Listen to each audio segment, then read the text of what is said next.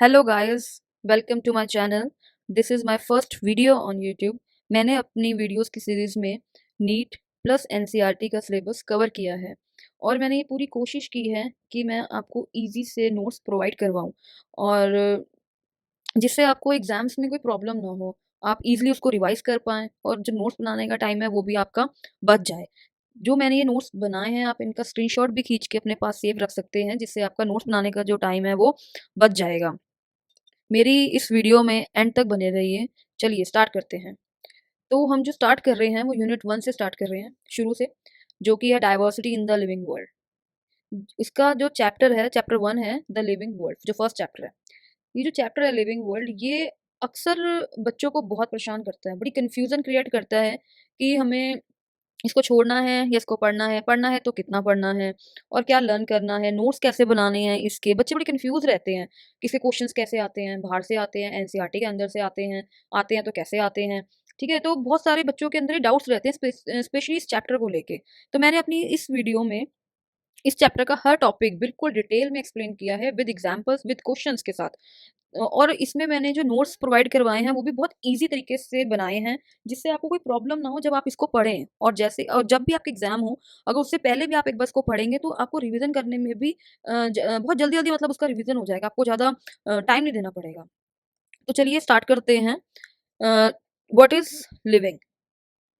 तो अगर हम इस चैप्टर में देखें, सबसे पहला जो डिस्कशन का पॉइंट है वो है व्हाट इज़ लिविंग?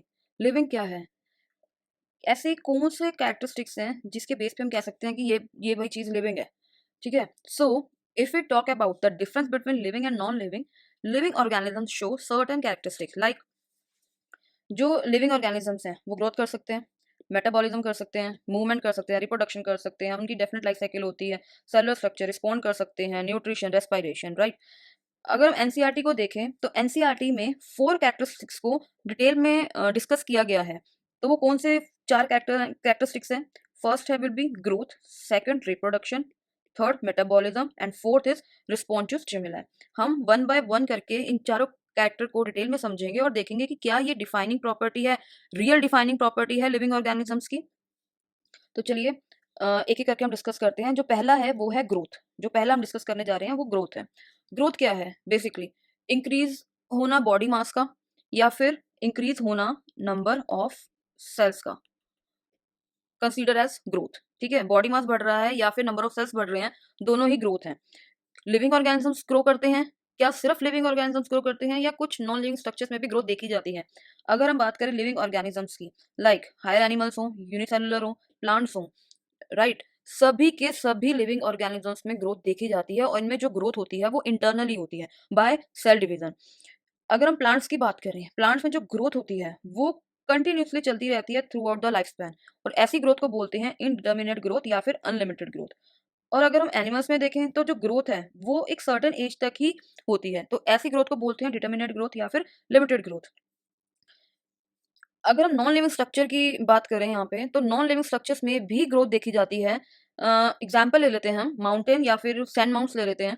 आपने देखा होगा रेत का टीला भी ग्रो करता है, यानी कि ये रेत का टीला, इसके ऊपर रेत जमती जाती है और ये इसका जो बॉडी मास है वो क्या होता जाता है, इंक्रीज होता जाता है, राइट। तो यानी कि ग्रोथ कैसे हुई? इसमें एक्यूमुलेशन हुआ मटेरियल का उसके सरफेस पे, तो सैंड माउंट्स क्या हुआ, ग्रो करा, उसने अपना साइज को, बॉडी मास को ग्रो किया। ऐसी ग्रोथ को एक्रीशन भी बोलते हैं। तो यानी कि इसमें जो नॉन लिविंग में जो ग्रोथ देखी जाती है वो बेसिकली एक्सटर्नली होती है, और अगर लिविंग ऑर्गेनिज्म की बात करें इसमें जो ग्रोथ है वो इंटरनली होती है।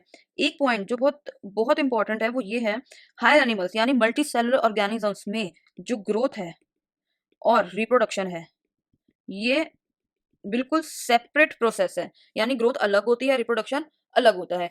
जैसे कोई बेबी है, न्यूबॉर्न बेबी है, उसमें क्या होगा, नंबर ऑफ सेल्स इंक्रीज होंगे यानी कि उसमें ग्रोथ होगी। अब ऐसा तो नहीं है ना कि नंबर ऑफ सेल्स तो बढ़ रहे हैं, वो ग्रोथ कर रहा है, साथ साथ रिप्रोडक्शन भी करता जा रहा है, यानी अपने जैसे यंग वंस को प्रोड्यूस करता जा रहा है, ऐसा तो नहीं होता। तो यानी कि उसमें एक पहले इसमें ग्रोथ होती है, फिर एक स्पेसिफिक टाइम आता है रिप्रोडक्शन का, एंड देन वो रिप्रोड्यूस कर पाता है। बट अगर हम यूनिसेलुलर एनिमल्स की बात करें, इसमें जो ग्रोथ होती है और जो रिप्रोडक्शन होता है वो सेम टाइम पे होता है, मतलब साथ साथ चलता है। ठीक है, जैसे सिंगल सेल है, ये ग्रो करेगा, फिर ये डिवाइड करेगा। यानी कि अगर सेल डिवाइड हो रहा है और उसके जो नंबर ऑफ सेल्स हैं यानी बढ़ रहे हैं, इसमें सिंगल सेल है वो ग्रो कर रहा है और दो नए सेल्स बन रहे हैं, यानी ये दो नए सेल्स ही क्या बन रहे हैं, मतलब बेसिकली क्या है, ये एक न्यू ऑर्गेनिजम्स प्रोड्यूस हो रहे हैं। तो यानी कि अगर हम यूनिसेलुलर एनिमल्स की बात करें तो इसमें जो ग्रोथ होती है वो और रिप्रोडक्शन दोनों साथ साथ होता है, पर मल्टी सेलुलर में दोनों एक सेपरेट प्रोसेस है, right. So not only living organisms grow, but some non-living structure can also grow. That's why growth cannot be taken as a defining property of living organisms, right? अब हम second property की बात करते हैं जो है reproduction. सभी को पता है कि सभी लिविंग ऑर्गेनिजम्स रिप्रोड्यूस कर सकते हैं, ठीक है। सभी इंडिविजुअल के अंदर वो एबिलिटी होती है कि वो अपने जैसा एक इंडिविजुअल या एक यंग वन प्रोड्यूस कर सकते हैं, बिल्कुल अपने जैसा, राइट।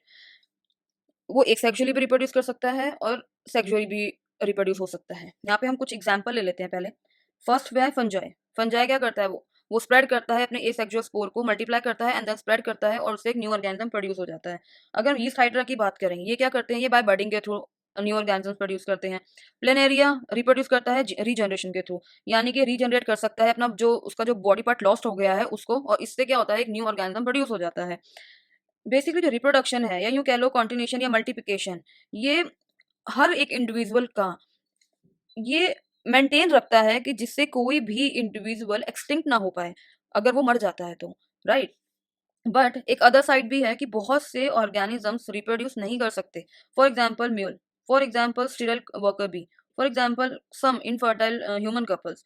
अगर हम बात कर लें म्यूल की, म्यूल जो है हाइब्रिड है mail donkey and female horse का, यानी ये स्टीराइल है और ये रिप्रोड्यूस नहीं कर सकता क्योंकि इसके अंदर और नंबर्स ऑफ क्रोमोसोम्स होते हैं, यानी कि 63। दैट्स वाई ये रिप्रोड्यूस नहीं कर सकता। ऐसे ही कुछ इनफर्टाइल ह्यूमन कपल्स हैं, due to some kind of problem in its reproductive system, they can not produce. और अगर हम दूसरी साइड देखें, लिविंग नॉन लिविंग ऑब्जेक्ट्स की कंपेयर करें, तो नॉन लिविंग ऑब्जेक्ट्स तो कैपेबल ही नहीं है कि वो रिप्रोड्यूस कर पाए, वो रेप्लिकेट कर पाए, ठीक है। बट सभी लिविंग ऑर्गेनिजम्स तो रिप्रोडक्शन नहीं कर पा रहे हैं। कुछ हैं जो कर पा रहे हैं और कुछ हैं जो नहीं कर पा रहे, जैसे mule. So reproduction can not be taken as the defining property of living organisms, right. Third की बात करते हैं मेटाबॉलिज्म। केमिकल रिएक्शन जो हमारे सेल के अंदर हो रही है, सिंपल वो मेटाबॉलिज्म है, राइट। ये भी दो दो प्रकार की है, ये कह लो टू टाइप्स की है। फर्स्ट है एनाबॉलिज्म एंड सेकंड है कैटाबॉलिज्म। एनाबॉलिज्म सिंथेटिक रिएक्शन को बोलते हैं, कैटाबॉलिज्म सिंपल है ब्रेकडाउन रिएक्शन है, यानी एनाबॉलिक और कैटाबॉलिक दोनों अपोजिट है एक दूसरे के बेसिकली। ये एंड्रोगोनिक है, ये एक्सोगोनिक है। एंड्रोगोनिक मींस बॉन्ड का फॉर्मेशन होना, एक्सोगोनिक बॉन्ड का ब्रेकडाउन होना। अगर बॉन्ड का फॉर्मेशन हो रहा है तो एनर्जी की रिक्वायरमेंट होगी, और अगर बॉन्ड का ब्रेकडाउन हो रहा है तो एनर्जी रिलीज होती है। क्योंकि ये सिंथेटिक प्रोसेस है एनाबॉलिक, तो ये सिंथेसिस करती है कॉम्प्लेक्स सब्सटेंस का फ्रॉम स्मॉलर मॉलिक्यूल्स या स्मॉलर वन से, राइट। एग्जाम्पल से समझते हैं, जैसे फोटोसिंथेसिस, कार्बन डाइऑक्साइड और वाटर सनलाइट क्लोरोफिल की प्रेजेंस में ग्लूकोज बनाता है। ऐसे ही इसका जस्ट अपोजिट है कैटाबॉलिक। ये क्या करता है, ये ब्रेक डाउन करता है कॉम्प्लेक्स सब्सटेंस का इनटू स्मॉलर वंस में। एग्जांपल रेस्पिरेशन, और इसका अनदर एग्जांपल हो सकता है जैसे डाइजेशन। डाइजेशन में क्या होता है, कॉम्प्लेक्स सब्सटेंस यानी complex food molecule break down होता है किसमें, स्मॉलर वंस में, जिससे हमें एनर्जी मिलती है, राइट। तो सभी लिविंग ऑर्गेनिजम्स, चाहे वो यूनिसेलुलर हों, चाहे वो मल्टीसेलुलर हों, फंजाई हों, प्लांट, माइक्रोब्स, सभी के सभी लिविंग ऑर्गेनिजम्स एग्जिबिट करते हैं metabolism. But non living objects can not exhibit metabolism. So metabolism and cellular organization is the defining property of living organisms, right. Last जो प्रॉपर्टी है वो भी देख लेते हैं, वो है कॉन्शियसनेस। सभी लिविंग ऑर्गेनिजम्स के अंदर एबिलिटी है कि वो सेंस कर सकते हैं और रिस्पॉन्ड कर सकते हैं, फिजिकली, केमिकली और बायोलॉजिकली। चाहे वो प्रो अगर हम देखें, सभी के सभी यानी प्रोकैरियोट्स से लेके मोस्ट कॉम्प्लेक्स यूकैरियोट्स तक सभी लिविंग ऑर्गेनिज्म सेंस कर सकते हैं और रिस्पॉन्ड कर सकते हैं। यहाँ पे हम एग्जांपल ले लेते हैं। अगर हम प्लांट का एग्जांपल लें, उसको हम डार्क रूम में रख दें और एक छोटी सी जगह से सनलाइट को आने दें, तो प्लांट सेंस करता है कि वहां से सनलाइट आ रही है, और जिधर से सनलाइट आ रही होती है वो अपने लीव्स को उसी तरफ कर देता है, यानी वो रिस्पॉन्ड करता है जिस तरफ सनलाइट आ रही होती है। ऐसे ही अगर हम एनिमल्स की बात करें या ह्यूमंस की बात करें, हम कहीं पे बैठे हैं और अचानक हमारी तरफ कोई चीज आती है तो ऑटोमेटिकली हमारी आईज क्लोज हो जाती है या हमारा हाथ हमारे फेस पे आ जाता है उसको रोकने के लिए, यानी कि हमने सेंस किया एंड देन हमने रिस्पॉन्ड किया। ऐसे ही फोटो पीरियड भी अफेक्ट करता है रिप्रोडक्शन को, चाहे वो प्लांट्स हो चाहे वो एनिमल्स हो। फोटो पीरियड सबको पता है, ड्यूरेशन ऑफ लाइट को बोलते हैं, यानी कि जितनी लाइट, अगर एग्जाम्पल लेते हैं इसमें भी प्लांट्स का ही ले लेते हैं, डिपेंड करता है reproduction, photo period directly affect करता है रिप्रोडक्शन प्लांट्स में। वो जितनी लाइट प्लांट्स के ऊपर आ रही है पूरे दिन में, वो डिपेंड करेगा कि उस पे डिपेंड करेगा कि वो रिप्रोडक्शन करेगा या नहीं करेगा, राइट। ऐसे ही ह्यूमन बींग्स हैं। ह्यूमन बींग ऐसा ओनली ऑर्गेनिजम्स है जिसके अंदर सेल्फ कॉन्शियसनेस होता है, राइट। वो खुद के लिए हमेशा अवेयर रहता है, बट सिर्फ एक ऐसी कंडीशन है जिसमें उसका सेल्फ कॉन्शियसनेस कह लो कि खत्म हो जाता है या होता ही नहीं है। एक पेशेंट है जो कोमा में है, क्रिटिकल कंडीशन में है, बट उसका ब्रेन जो है वो डेड है। तो एट दैट टाइम उसके अंदर कोई भी सेल्फ कॉन्शियसनेस नहीं होगी, क्योंकि वो कोमा में है, राइट। और उसकी क्रिटिकल कंडीशन है, बिना आर्टिफिशियल लाइफ सपोर्ट के वो सरवाइव कर नहीं सकता, ब्रेन डेड है। तो अगर ब्रेन डेड है तो दैट मीन्स उसके अंदर कोई भी सेल्फ कॉन्शियसनेस नहीं होगी। सो consciousness is the defining property of the all living organisms, यानी कि सभी के सभी लिविंग ऑर्गेनिजम्स सेंस कर सकते हैं, रिस्पॉन्ड कर सकते हैं, राइट। सो दैट्स वाई हम कॉन्शियसनेस को कंसिडर करते हैं कि वो डिफाइनिंग प्रॉपर्टी है लिविंग ऑर्गेनिजम्स की। तो यहाँ पे हमने 4 प्रॉपर्टी डिस्कस की। First growth, second reproduction, right, third will be metabolism, and fourth will be consciousness, जिसमें मेटाबॉलिज्म और consciousness is the defining property of living organism. Growth and reproduction is not considered as the defining property of living organisms. तो यहाँ पे मैंने example के तौर पे कुछ क्वेश्चंस भी लिए हैं। एक बार हम इन क्वेश्चंस को वन बाय वन डिस्कस कर लेते हैं। इन क्वेश्चंस को डिस्कस करने का फायदा ये है कि अभी हमने जो पढ़ा है वो साथ साथ रिवाइज भी हो जाएगा, और हमें एक आइडिया लग जाएगा कि ओके, इस अगर सिर्फ मैं बात करूं एक इस टॉपिक की ही, व्हाट इज लिविंग, तो इसके बेस पे अगर कभी क्वेश्चन आया या आता है या आएगा तो वो इस तरीके से आएगा, राइट। फर्स्ट जो क्वेश्चन है वो है growth can not be taken as a defining property of living organism because, अभी हमने डिस्कस किया है कि ग्रोथ को हम डिफाइनिंग प्रॉपर्टी कंसिडर नहीं करते। क्यों? क्या सभी लिविंग ऑर्गेनिज्म ग्रोथ को शो नहीं करते, या नॉन लिविंग ऑर्गेनिजम्स ग्रो करते हैं इनसाइड, या non living organisms can also grow, some living organism does not exhibit the process of reproduction. तो अगर हम लास्ट पॉइंट को देखें, ये तो रिलेट ही नहीं करता फिलहाल जो ये पूछ रहे हैं उससे। तो इन 3 पॉइंट्स में से हमें देखना है, लिविंग ऑर्गेनिजम्स में ग्रोथ होती है, सभी लिविंग ऑर्गेनिजम्स में ग्रोथ होती है। नॉन लिविंग ऑर्गेनिजम्स की अगर हम बात करें तो यानी कि ये भी गलत है, सभी लिविंग ऑर्गेनिजम्स ग्रो करते हैं। नॉन लिविंग जो थिंग्स हैं वो ग्रो करती हैं एक्सटर्नली, यानी फ्रॉम आउटसाइड, यानी ये पॉइंट भी गलत हुआ। तो जो सही है वो क्या है, non living thing also grow, that's why growth can not be taken as a defining property of living organism. तो राइट ऑप्शन है इसका जी, सी। सेकंड क्वेश्चन देखते हैं, twin characteristics of growth are, very simple.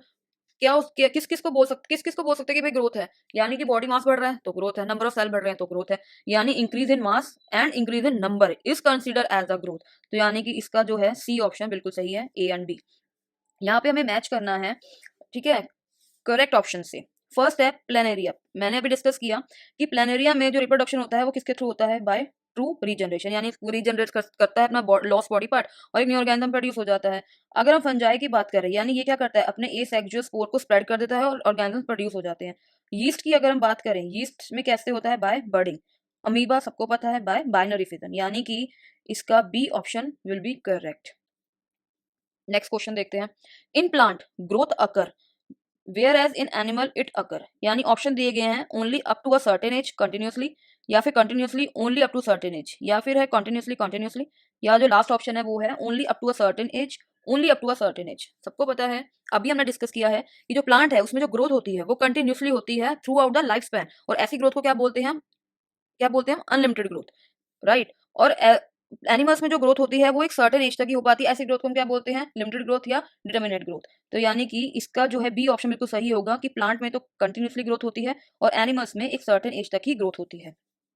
Sometimes statement type या फिर assertion reasons type भी question पूछे जाते हैं। जैसे यहाँ पे देख लेते हैं, स्टेटमेंट का भी एक क्वेश्चन देख लेते हैं। स्टेटमेंट 1 वो में दे रहे हैं, reproduction can not be consider as a defining property of living organism, ये फर्स्ट स्टेटमेंट है। और सेकंड है, there are many living organism which do not produce, example mule, worker bee etcetera. तो अब वो कह रहे हैं कि क्या दोनों ही स्टेटमेंट करेक्ट है, या फिर स्टेटमेंट 1 करेक्ट है और 2 इनकरेक्ट है, या स्टेटमेंट 1 इनकरेक्ट है, 2 करेक्ट है, या दोनों ही इनकरेक्ट है।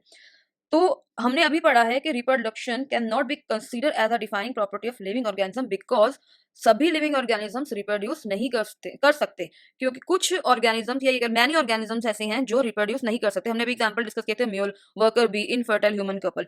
तो दोनों ही स्टेटमेंट क्या है, बिल्कुल करेक्ट है, यानी A is the right option. ये एम्स में पूछा गया था, असर्शन रीजन बेस्ड क्वेश्चन है। Consciousness is consider as the defining property of living organisms, और ये इसका रीजन दे रहे हैं, all organisms from the eukaryote to the most complex prokaryote sorry to the most complex eukaryote can sense and respond to the environmental stimuli.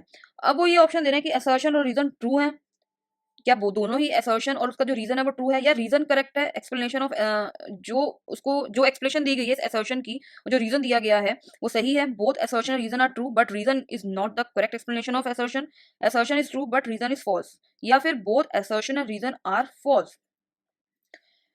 Consciousness definitely considered as the defining property of living organisms, and we know सभी के सभी living organism, चाहे उसे अगर हम prokaryote से लेकर अगर मोस्ट कॉम्प्लेक्स यूकैरियोट तक की बात करें, तो बिल्कुल वो सेंस कर सकते हैं और रिस्पॉन्ड भी कर सकते हैं। हमने एग्जांपल के थ्रू भी इसको डिस्कस किया था, यानी कि बोथ असर्शन और रीजन दोनों ही सही हैं, ठीक है, नो सॉरी ये वाला है, यानी कि both assertion and reason are true हैं, और reason is the correct explanation है असर्शन की, जो रीजन दिया गया है वो बिल्कुल करेक्ट एक्सप्लेनेशन है असर्शन की, यानी A will be the right answer.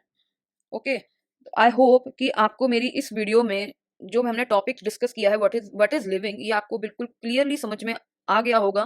फिर भी अगर इस टॉपिक से रिलेटेड आपके कोई भी डाउट्स रह गए हैं, या आपको कुछ भी ऐसा है जो समझ में नहीं आया, आप मुझसे वो चीज़ें कमेंट सेक्शन में पूछ सकते हैं। मैं आपके हर क्वेश्चन का, हर डाउट का, हर क्वेरी का आंसर देने की पूरी कोशिश करूंगी। Thank you.